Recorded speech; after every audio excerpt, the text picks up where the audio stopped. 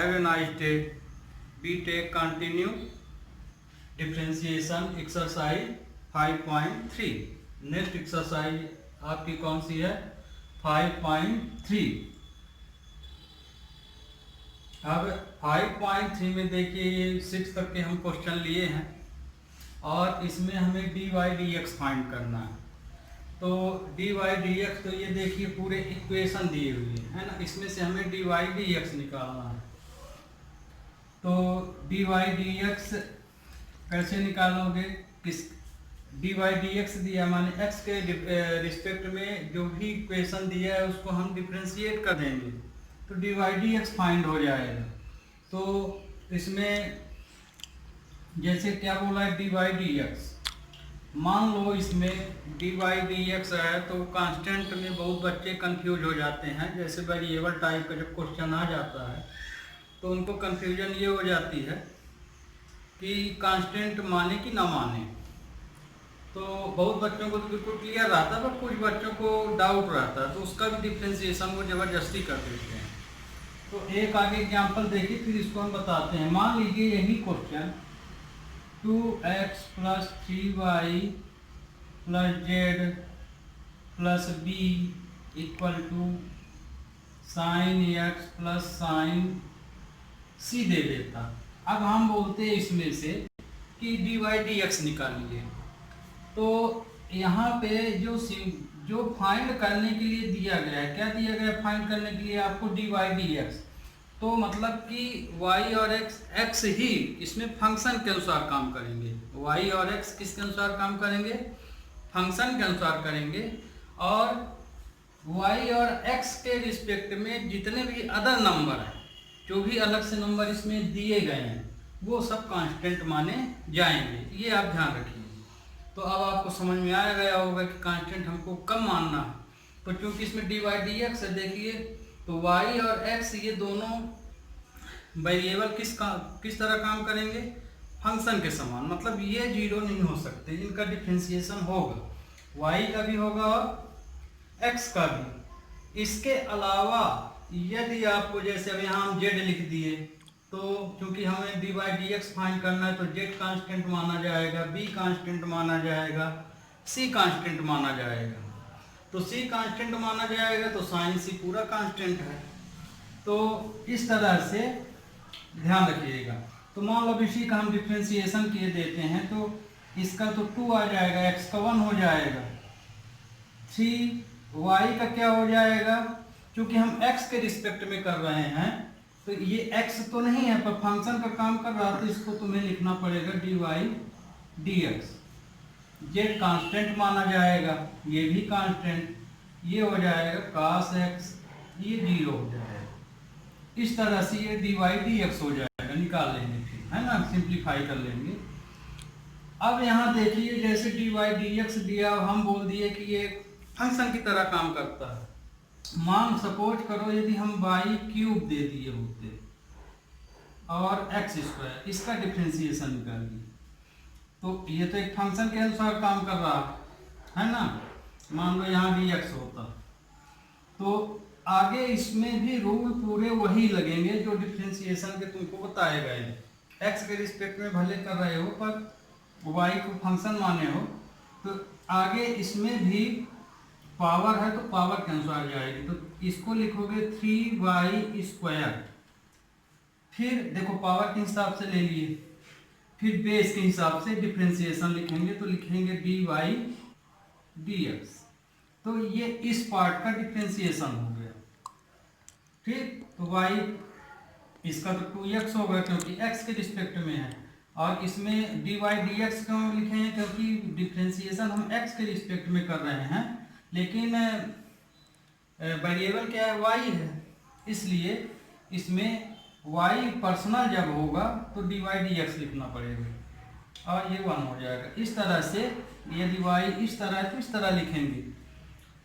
ठीक, अब दूसरा रूल, यदि दो फंक्शन आपस में इनटू में या डिवाइड में है तो ध्यान रखना इसमें हमेशा आइडेंटिटी लगेगी। इसमें इनटू वाली आइडेंटिटी, इसमें डिफरेंशिएशन वाली, चाहे क्वेश्चन में कहीं भी लगे हो। जैसे इसमें लगा है, इसमें लगा है, जहां भी मिले दो फंक्शन। ठीक, आ गया समझ में। एक चीज और बता दें, हम ये तो बोल दिए कि फंक्शन में इनटू दोनों जगह लगे, माने इनटू में है दो फंक्शन तो लगेगा, डिवाइड में है तो लगेगा, वास्तव में लगता सम में है। जैसे मान लीजिए ए एक्स दिए, तो हम लोग ये भी तो दो नंबर हैं, तो इसमें भी आप डबल फंक्शन के फार्मूला लगा सकते हैं। अब चूंकि ये कांस्टेंट नंबर होता तो हम लोग बस इसका 1 लिख देते हैं, तो समझ में नहीं आता है कि इसमें हम आइडेंटिटी लिखे हैं कि नहीं लिखे। जैसे देखो इसको हम लिख के बताते हैं, एक्स के रिस्पेक्ट में कर रहे हैं, ए को बाहर रखे, इसका डिफरेंशिएशन लिए, फिर प्लस एक्स को बाहर रखे, इसका डिफरेंशिएशन लिए। तब देखिए इसका लिए तो a इंटू 1 हो गया। अब चूंकि ये कांस्टेंट नंबर है x के रिस्पेक्ट में, तो ये क्या हो गया 0, तो आंसर आ गया a। तो वास्तव में इनटू से जितने भी पार्ट होते हैं होता सब में वही रूल है, लेकिन चूंकि कांस्टेंट है तो हम डायरेक्ट इसको इस फॉर्मेट में ना रख के सीधे x का ले लिए, क्योंकि जानते हैं कि अगली स्टेप 0 हो जाएगी। ओके, तो अब आपको समझ में आ गया होगा कि हमको कोई भी डिफरेंशिएशन कर रहे हैं या इंटीग्रेशन कर रहे हैं तो कांस्टेंट नंबर कब मानना है, कौन सा नंबर कांस्टेंट होगा, क्योंकि वेरिएबल्स कोई भी लिखा जा सकता है। तो आप कांस्टेंट जो वैल्यू फाइंड करने के लिए दिया जाए, जैसे dy dx दिया जाए तो समझ जाइए कि y और x फंक्शन के अनुसार काम करेंगे, बाकी कांस्टेंट होंगे। इसी तरह से यदि dt अपान dx दिया है तो t और x ही फंक्शन के अनुसार काम करेंगे, बाकी अदर वैल्यू 0 मानी जाएंगी, कांस्टेंट मानी जाएंगी इनके अगेंस्ट, है ना। dt अपान d थीटा दे दिया जाए तो t और थीटा पर फंक्शन काम करेंगे, बाकी कांस्टेंट माने जाएंगे। इस तरह से अब आपको नंबर समझ में, कांस्टेंट नंबर समझ में आ गया होगा कि जब डिफरेंशिएशन दिया जाए तो कांस्टेंट हम किसको सपोज कर, किसको मान के चलेंगे। तो B take question first, solution first. 2x plus 3y sine x। अब इसको डिफरेंशिएट कर दे, differentiate with respect to x।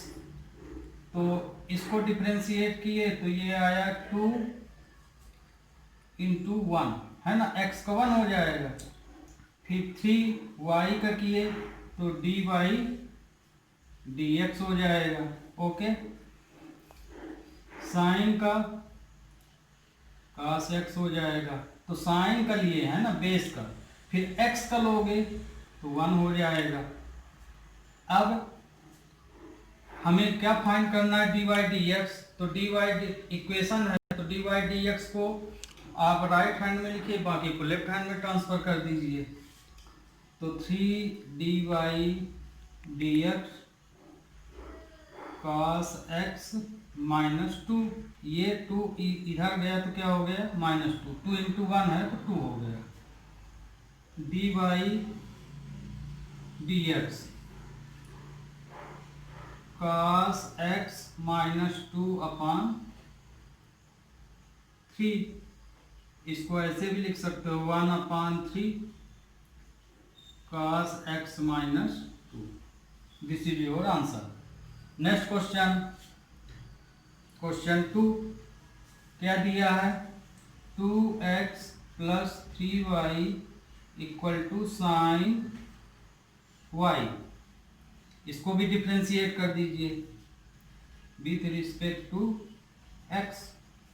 तो 2x है तो x का डिफरेंशिएशन 1, फिर y का डिफरेंशिएशन dy dx, साइन का डिफरेंशिएशन cos y।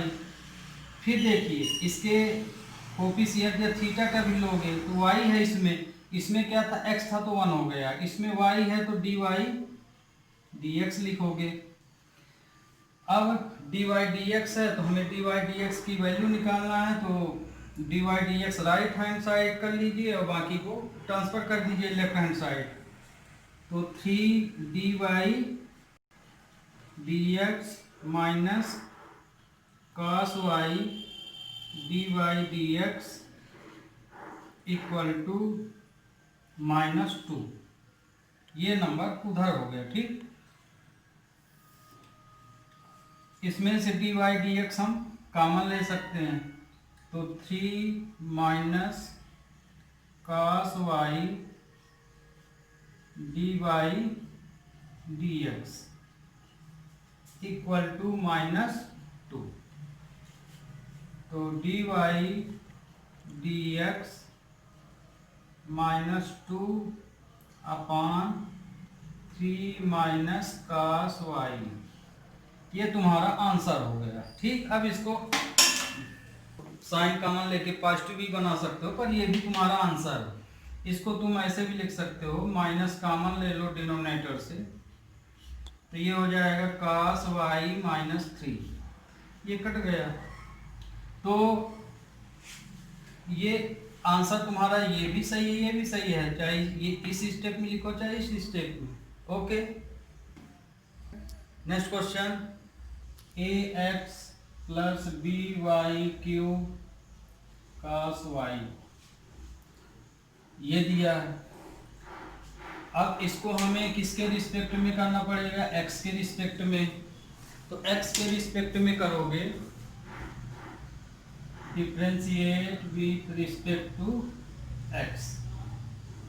तो ये देखिए x है तो ये a इंटू 1, फिर b कांस्टेंट है। अब देखिए y क्यूब हम dy dx निकाल रहे हैं, तो ये y क्यूब दिया है, तो आगे पावर के हिसाब से y का डिफरेंशिएशन कीजिए। तो ये हो जाएगा 3y स्क्वायर, है ना, पावर के हिसाब से किए 3y स्क्वायर, फिर y का लिए तो dy dx हो गया। ओके, फिर cos का क्या होता है, माइनस साइन x होता है, माइनस साइन x, तो y लगा तो माइनस साइन y। फिर इसमें y का जब डिफरेंशिएशन लोगे तो ये आएगा dy dx। ओके, आप क्वेश्चन को सही ढंग से लिख लो।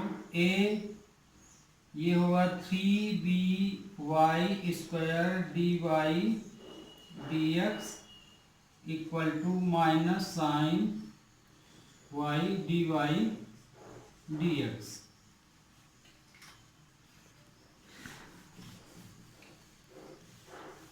ओके, अब dy dx राइट हैंड की ओर ट्रांसफर कर लो, 3by square dy dx plus sine y dy dx minus a, ये वैल्यू उधर गई तो माइनस a, इसमें से dy dx कॉमन ले लीजिए, तो 3by square plus sine y common आ गया, dy dx equal to minus a।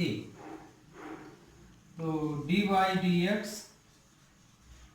Equal to minus a upon 3by square plus sine y। This is your answer. Okay, ये question number 4। तो question number 4 xy plus y square, इसको भी differentiate कर दीजिए, differentiate with respect to x। अब यहाँ देखिए ये इनटू से जुड़ा है, एक्स वाई दिया है, तो मतलब इसमें फर्स्ट फंक्शन सेकंड फंक्शन लगाना है। एक को बाहर रखो, दूसरे का डिफरेंशिएशन, फिर प्लस दूसरे को बाहर रखो, पहले का डिफरेंशिएशन। तो हम x को बाहर रखे, इसका डिफरेंशिएशन लिए y का, तो ये हो जाएगा dy dx, फिर प्लस देखिए इसको बाहर रखे हैं, y का डिफरेंशिएशन किए तो ये है dy dx। फिर अब y को बाहर रखोगे और इसका डिफ्रेंसिएशन करोगे डी, तो x इस तरह से लिखोगे। मान लीजिए यहाँ पे dy dx से कंफ्यूज हो, तभी y को आप d/dx ऐसे ही रखे रहो, तो समझ में आ रहा है कि इसमें फर्स्ट फंक्शन सेकंड फंक्शन लिए हैं। ओके, फिर y स्क्वायर का लोगे तो आगे पावर के हिसाब से 2y, फिर y का लिए तो dy dx। 10x का क्या होता है, sec square x, sec square x। फिर 10x का सेक स्क्वायर x होता है, फिर x का लोगे तो क्या होगा 1। अब इसको सही ढंग से लिख लीजिए, तो ये तो तुम्हारा x dy dx हो गया, ओके, इंटू होगा, फिर x का 1 हो जाएगा डिफरेंशिएशन, y भर बचेगा यहाँ, plus 2y dy dx sec square x। अब dy dx की वैल्यू निकालना है, तो dy dx को राइट हैंड की ओर रखो, बाकी जो वैल्यू है उसे लेफ्ट हैंड में कर दो। dy dx plus 2y dy dx sec square x minus y। Okay, तो इसमें अब देख लीजिए, तो इसको हम dy dx को लेफ्ट में रखे, अब बाकी को हम right, x plus 2y dy dx sec square x minus y। तो dy dx sec square x minus y, x plus 2y, this is your answer. तो ये क्वेश्चन में डबल फंक्शन, अब आप जहां भी तुम्हें क्वेश्चन में मिले डबल फंक्शन, तो ध्यान रखिएगा, चाहे क्वेश्चन कितना भी इक्वेशन लंबा दे, यदि उसमें डबल फंक्शन या दो से ज्यादा फंक्शन दिख रहे हैं, तो तुमको हमेशा आइडेंटिटी ही यूज करके उसको डिटेल करना पड़ेगा। Okay, be take question number 5 और 6 दोनों सेम क्वेश्चन है, तो क्वेश्चन 5 डू योर सेल्फ है ना, मैं क्वेश्चन 6 आपको बताता हूं। Question solution 6, x cube plus x square y plus x y square plus y cube equal to 81। इसको डिफ्रेंशिएट कर दीजिए, differentiate with respect to x.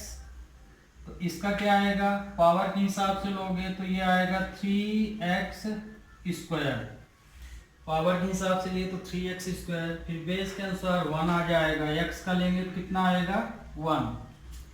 फिर ये देखिए डबल फंक्शन, दोनों इनटू से जुड़े हैं, तो इसमें तुम्हें डबल फंक्शन लगाओगे तो इसमें आइडेंटिटी लगेगी। x स्क्वायर को हम बाहर रखे, ये देखिए हम ब्रैकेट भी लगाए दे रहे हैं, dy dx, y को हम ऐसे लिख लिए, फिर y को बाहर रखे, x स्क्वायर का डिफरेंशिएशन ले लिए। तो ध्यान रखिए, जब x स्क्वायर का डिफरेंशिएशन लेंगे तो रूल वही लगेगा, आगे x स्क्वायर का 2x होगा, फिर x का 1 हो जाएगा। फिर सेम इसमें भी डबल फंक्शन है, इसमें भी वही कंडीशन लगेगी, x को बाहर रखे, d/dx वाई स्क्वायर, फिर वाई स्क्वायर को हम बाहर रखे और x का डिफरेंशिएशन कर दिए, ये इसमें भी लग गया। फिर फिर इसमें तो ये सिंगल फंक्शन है, तो इसमें 3y स्क्वायर हो जाएगा, कितना हो जाएगा 3y स्क्वायर क्यूब के हिसाब से लिए, तो फिर y का लेंगे तो ये क्या हो जाएगा dy dx, और ये तो कांस्टेंट है, तो कांस्टेंट क्या हो जाएगा 0।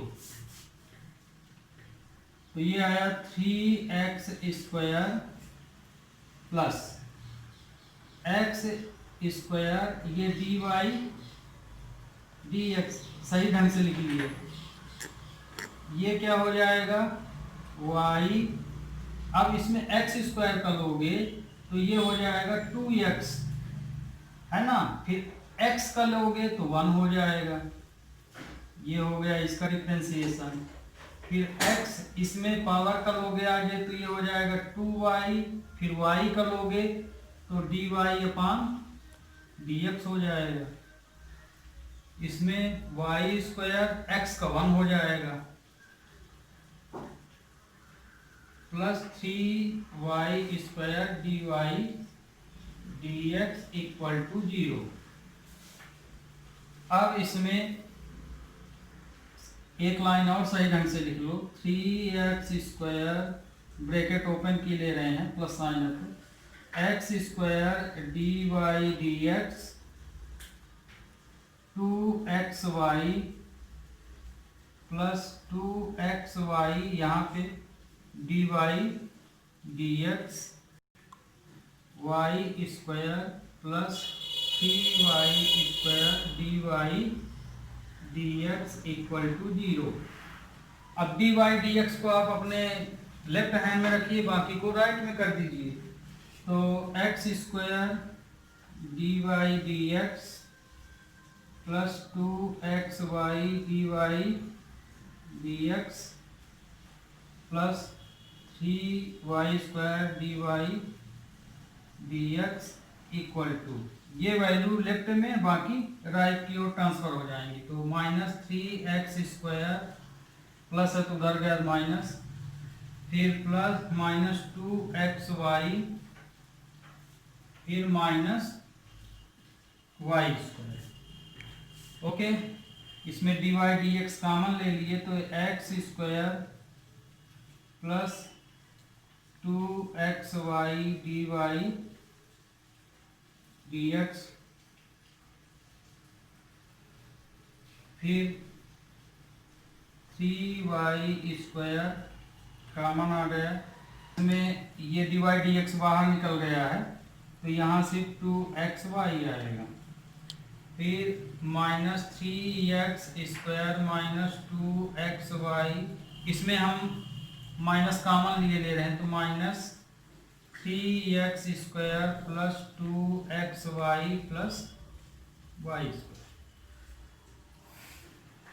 तो D Y D x equal to हो जाएगा minus 3x square plus 2xy plus y square upon x square plus 2xy plus 3y square. Okay student, तो आपको अभी ये question D Y D X समझ में आ गए होंगे, है ना। ये एक्सरसाइज आपकी टेक्स्ट बुक एनसीईआरटी के 5.3 एक्सरसाइज के हैं। नेक्स्ट क्वेश्चन अगले लेक्चर में हम बताएंगे।